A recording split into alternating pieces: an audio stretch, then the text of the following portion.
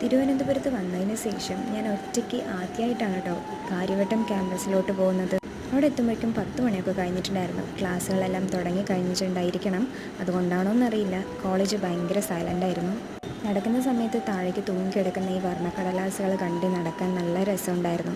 ഒറ്റയ്ക്കായതുകൊണ്ട് തന്നെ ഈ ഒരു ആംബിയൻസിൽ നടന്നപ്പോൾ എനിക്ക് പെട്ടെന്ന് ഓർമ്മ വന്നത് ഞാൻ പഠിച്ച ചിറ്റൂർ കോളേജും അവിടുത്തെ എൻ്റെ കൂടെ ഉണ്ടായിരുന്ന ഫ്രണ്ട്സൊക്കെയാണ്. കൂടെ ആരും ഇല്ലാത്തതുകൊണ്ട് തന്നെ ഞാൻ വളരെ പതുക്കെയാണ് നടന്നത്. എനിക്ക് എത്തേണ്ടിയിരുന്നത് ഫിലോസഫി ഡിപ്പാർട്ട്മെൻറ്റിലേക്കാണ് കേട്ടോ. അങ്ങനെ ഞാൻ വളരെ പതുക്കെ നടന്ന് ഫിലോസഫി ഡിപ്പാർട്ട്മെൻറ്റിലേക്ക് എത്തിയിട്ടുണ്ട്.